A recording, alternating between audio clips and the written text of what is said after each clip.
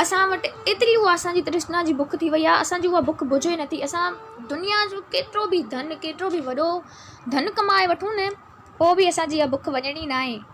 जो असांजे नेबर में या असांजे पाड़े में कोई असांखां ज़्यादा अमीर थी वेंदो आहे या कंहिं वटि बंगलो गाॾी कुझु ज़्यादा ई अची वेंदा आहिनि, त असांखे थोरो जेलस फील थींदो आहे कि हे शइ हिन वटि छो आई, असां वटि अचे आहे। इहो ई इन जो बुख जो, तृष्णा जी बुख जो कारण आहे। असां जे साड़ न कयूं, असां उन मालिक जे नाम सिमरन में लीन थी वञूं न, त इहा शइ असां लाइ मायने नथी रखे कि धन छा आहे। असांखे सिर्फ़ु उन धन में रहणो ई न आहे, असांखे उन मालिक सां प्रीत करणी आहे, उन मालिक जे धन में रहणो आहे, उन मालिक जे ज्ञान में रहणो आहे, असांखे उहो धन रखणो आहे। ऐं ॿियो त हिकु दुख सख़्तवार जमदूत। हाणे उहो सख़्तवार जमदूत छा आहे? उहो पावरफुल जमदूत जेको असांखे उते वठी वेंदो। ऐं ख़बर आहे जॾहिं हिते जमदूत बंदे खे खणणु ईंदो आहे न, त बंदे खे हिकु वर्ड ॻाल्हाइण बि न ॾींदो आहे, उनखे इहा अपॉर्चुनिटी बि न ॾींदो आहे कि तूं हिकु वर्ड ॻाल्हाए सघ। बसि हुनजे वात ते हथु रखी हुनखे खणी हलियो वेंदो आहे। लेकिन असां त हिते सोचूं ई नथा, असां हिन दुनियावी कमनि में एॾो मौजी विया आहियूं, एतिरो फासी विया आहियूं, जो असांखां बसि इहो त विसरी वियो आहे त असांखे को कंहिं सची दुनिया में बि वञिणो आहे। असां लाइ त हीअ ई दुनिया मिठी थी पई आहे, ये जग मिठा अगला किसी ॾिठ, बसि इहो ई जग, इहा ई दुनिया असां लाइ मिठी थी पई आहे। असां ॿियो कुझु सोचो ई न आहे त असांखे काॾे वञिणो बि आहे, उन मालिक सां बि मिलणो आहे कि असां उनखे छा ॾेखारींदासीं पंहिंजो चहिरो। कि असांखे जॾहिं हिते मालिक मोकिलियो आहे नाम सिमरन जी कमाई करण लाइ, नाम जपण लाइ बि ऐं संगत खे जपाइण लाइ बि, लेकिन असां त पाण ई नथा जपूं त संगत खे छा जपाईंदासीं। सो जॾहिं हुनखे जमदूत घसीड़े करे वञी वठणु लॻो, उहो सोचे पियो त मां त इहो सोचो ई न हुयो कि वाक़ई ईअं थींदो आहे। पोइ जॾहिं हुनखे हिकिड़ी धर्मराज वटि वठी विया कि हिकिड़ी फिल्म हलाए ॾेखारनि त तूं पंहिंजी ज़िंदगी में हे कयो आहे। ऐं तोखे जॾहिं साधू महात्मा संत सभु सम्झाईंदा हुया कि राम राम जो नाम जप, उन मालिक परमात्मा जो नाम जप, लेकिन फिर बि तूं न जपींदे हुई। 2 कैमरामैन वेठा हुया, लेफ्ट साइड राइट साइड, हुनखे पूरी फिल्म हलाए ॾेखारनि कि तूं नाम जपियो ई न आहे। पोइ उहो नास्तिक भाउ चवणु लॻो कि मां हिकिड़ो दफ़ो नाम जपियो आहे, हिकिड़ो दफ़ो राम राम चयो आहे। हिननि वरी ॻोल्हा कई हुन फिल्म में कि वाक़ई हिकु दफ़ो हिन राम नाम चयो हुयो, हिन राम चयो हुयो, उन राम जो नालो वरितो हुयईं। कि जमदूत चवणु लॻो हे त तूं गार ॾेई, कि हे त तूं गार ॾेई करे चयो आहे कि राम मुंहिंजो सालो लॻंदो आहे जो मां राम राम नालो जपियां, हे त तूं गार ॾेई करे चयो आहे। पोइ उहो नास्तिक भाउ चवणु लॻो मां चयो त आहे, भले मां गार ॾेई करे चयो आहे, लेकिन चयो त आहे। जमदूत चवणु लॻो तोखे हिन जे बदिले छा खपे? त उहो नास्तिक भाउ खे उन साधू संत जा लफ़्ज़ यादि अचनि पिया। उनखे साधू संत चयो हुयो कि जॾहिं तुंहिंजी डेथ थींदी, जॾहिं तुंहिंजी मृत्यु थींदी न, त तोखे पुछियो वेंदो ऐं तोखे नरकनि में फिटी कंदा, छो त तूं पंहिंजी ज़िंदगी में, पंहिंजी लाइफ में राम राम या उन मालिक परमात्मा जो नाम नाहे जपियो। सो त उते चइजांइ त मां हिकिड़ो दफ़ो इहो राम राम जपियो हुयो। पोइ उहो ई साधू संत जूं ॻाल्हियूं यादि करे उन जमदूत खे चवणु लॻो कि मां हिकु दफ़ो राम राम चयो आहे ऐं मूंखे इन जी क़ीमत खपे। हाणे ख़बर आहे कि असां वटि अमृत वेले जी या नाम सिमरन जी न क़ीमत नाहे। उहो गुरू बि असांखे उन अमृत वेले जी या नाम सिमरन अभ्यास जी असांखे क़ीमत नथो ॾेई सघे। उनखे ई ख़बर न आहे त इन जी क़ीमत कहिड़ी आहे। कि तीअं धर्मराज सोचणु लॻो कि हाणे इनखे कहिड़ी क़ीमत ॾिजे। पोइ जॾहिं उहो जमदूत न इनखे ब्रह्मा ॾे वठी वियो ऐं ब्रह्मा खां पुछणु लॻो कि हे हिकु दफ़े राम चवण जी क़ीमत थो घुरे, हिनखे कहिड़ी क़ीमत ॾिजे। ब्रह्मा चवणु लॻा मूंखे न आहे ख़बर, हिनखे शिवजी ॾे वठी वञो। जीअं ई उहो जमदूत इन नास्तिक भाउ खे शिवजी ॾांहुं वठी वियो त शिवजी चवणु लॻा ब्रह्मा खे सॾु कयो। ब्रह्मा आयो, वरी हिननि जो विष्णु खे बि घुरायो। 3 भाइर हूंदा हुया पाण में। 3 भाइरनि सोचो कि हिकिड़ी मीटिंग करे असां हिनखे कुझु जवाबु ॾियूं था। तेसि ताईं जमदूत खे चवणु लॻा कि हिनखे तूं असां जेसि ताईं वीचार कयूं, सोचूं कि इन हिकु दफ़े राम राम चवण जी क़ीमत छा आहे, त तेसि ताईं तूं हुनखे बैकुंठ धाम वठी वञ। बैकुंठ धाम यानी कि स्वर्ग वठी वञ।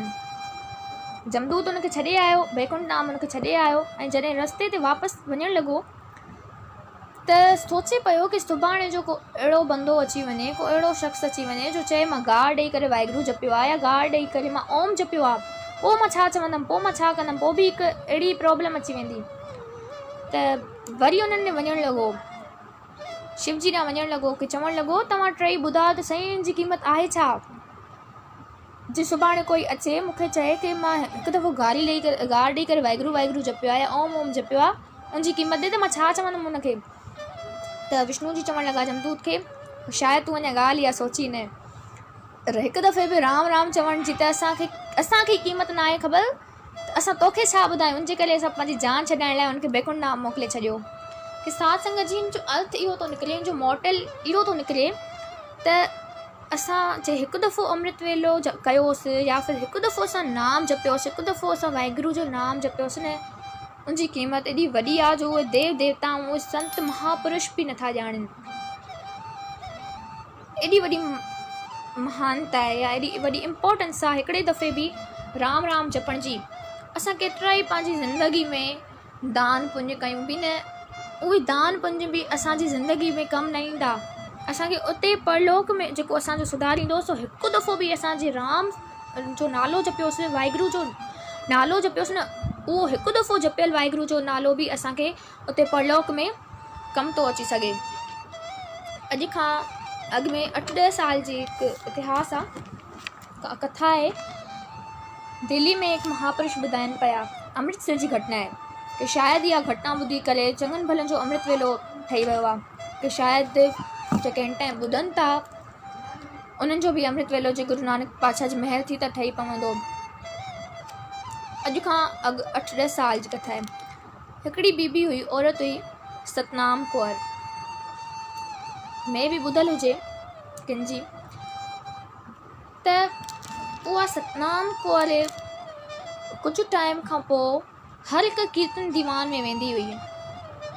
जॾहिं दिल्ली वारे दीवान में उनखे हिकिड़े कीर्तनी ॾिठो कि सोचे पियो कि हीअ हर दीवान में मतिलबु कीअं थी पुॼी सघे, ऐं हर दीवान में अचे थी, पंहिंजी हाज़िरी लॻाए थी। पोइ हिकु दफ़े जॾहिं कीर्तन पूरो करे, कथा कीर्तन पूरो करे, उनखे पर्सनली उन सां मिलियो ऐं पर्सनली उन खां पुछणु लॻो कि बीबी तो उते कोई मतिलबु रोक न कंदो आहे या तोखे कोई घर में कमु न हूंदो आहे कि माना तूं हर दीवान में पुॼी वेंदी आहे। ऐं इहो हिकु वॾो मतिलबु मुश्किल कमु आहे असां लाइ हिन टाइम हिन जग में, कि कोई हर दीवान में पुॼी वञे। सो उनखां पुछणु लॻो कि तोखे कोई घर में टोकींदो न आहे त तूं हर दीवान में वञे थी, पोइ भले उहो अमृतसर में दीवान हुजे या अमृतसर खां 100 किलोमीटर परे हुजे या 200 किलोमीटर परे हुजे, लेकिन तूं हर दीवान में पुॼी वेंदी आहीं।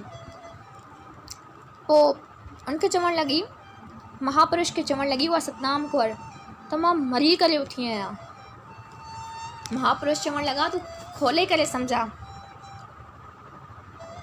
त तोखे कोई दुख आहे। महापुरुष चवणु लॻा, असांखे तुंहिंजी ॻाल्हि सम्झ में न आई, शायदि तोखे को दुख आहे, त शायदि तुंहिंजा घर वारा सही न हलंदा हुजनि। कि सतनाम कौर चवणु लॻी, मुंहिंजो घर वारा सभु सुठा आहिनि, सभु आज्ञाकारी आहिनि, ऐं मुंहिंजो हस्बैंड इलाही पैसे वारो आहे, सभु कुझु आहे, गाड़ियूं आहिनि, बंगला आहिनि, नौकर चाकर आहिनि, पुट आहिनि, मतिलबु हर ख़ुशी आहे, दुनियावी हर ख़ुशी मिलियल आहे, लेकिन इहे घर वारा मुंहिंजे कम जा न आहिनि। महापुरुष हैरान थियणु लॻा कि जॾहिं हिन वटि हर शइ आहे, हर ख़ुशी आहे, फिर बि इहे चए थी त घर वारा मुंहिंजे कम जा न आहिनि। ऐं अगरि वाक़ई ईअं हूंदो आहे कि जंहिं वटि पैसो ज़्यादा हूंदो आहे न, दुखी बि घणो उहो ई हूंदो आहे, ऐं जंहिं वटि मतिलबु गुरबत हूंदी आहे सो सुखी उहो हूंदो आहे। छो त उनखे पैसे वारे खे इहो दुख हूंदो आहे कि मां जेको पैसो कमायो आहे इहो मुंहिंजी केतिरियूं पीढ़ियूं खाईंदियूं, ऐं उनखां ज़्यादा मां अॻिते ईंदड़ कमिंग जनरेशन लाइ या ईंदड़ पीढ़ियुनि लाइ बि अञा कुझु कमाए वठां, उहो सिर्फ़ु इन ई परेशानी में लॻो हूंदो आहे। कि हे चवणु लॻी त मुंहिंजे घर वारा मुंहिंजे कम जा न आहिनि, मुंहिंजे कंहिं कमु न आया आहिनि। महापुरुष चवणु लॻा, तूं असांखे खोले खोले सम्झाए। कि बीबी चवणु लॻी, सतनाम कौर चवणु लॻी कि मां मरी करे उथी आहियां, ऐं जॾहिं मुंहिंजी डेथ थी न, मां एॾो हिकु गंभीर वाक़ियो ॾिठो हुयो, जो उन खां पोइ मां हे सत्संग में हर दीवान में हर सत्संग में अचणु शुरू कयो आहे।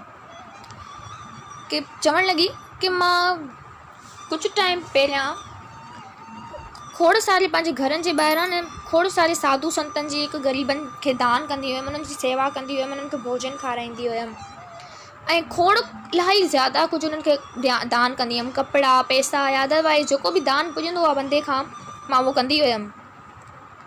पर उहो दान मुंहिंजे कमु न आयो, ऐं वाक़ई उहो सही पई चए।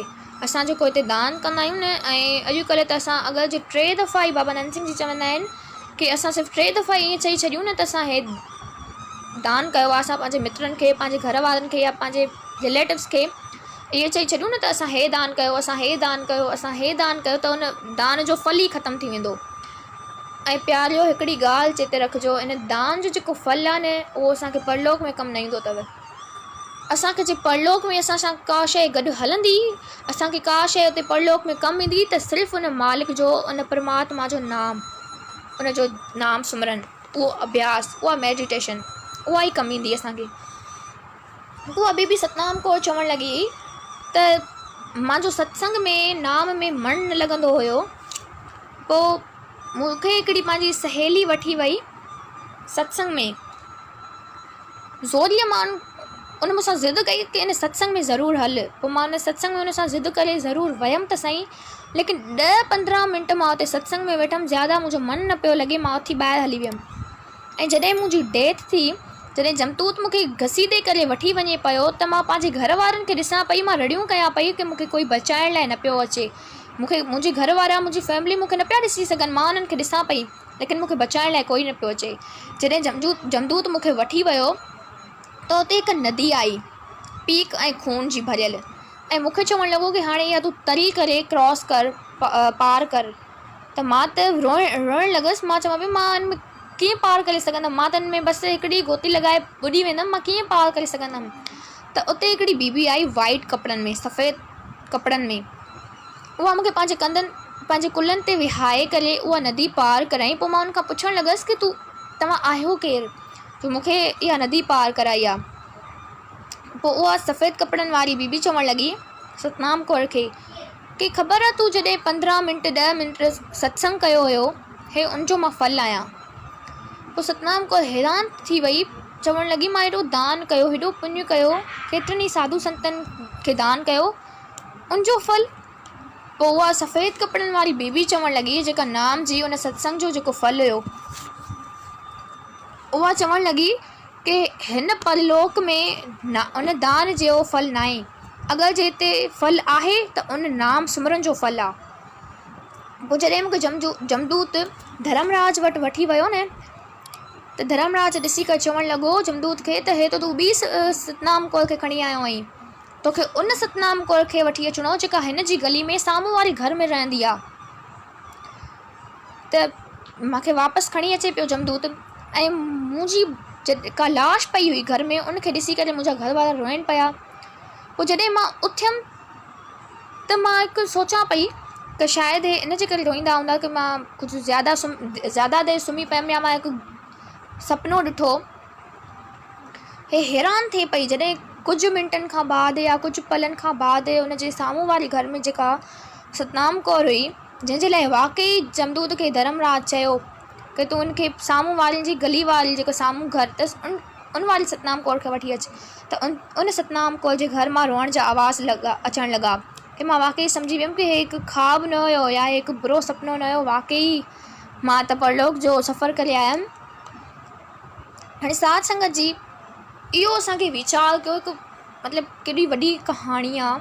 अगरि इन ते सोचिजे, इन ते वीचार कजे, त जेको बि हुन दान कयो, केतिरो ई हुन दान कयो, उहो कमु न आयो। जेको 10-15 मिंट हुन सत्संग कयो, भले ज़ोरीअ ई, जेको हुन सत्संग कयो उहो ई हुनखे कमु आयो।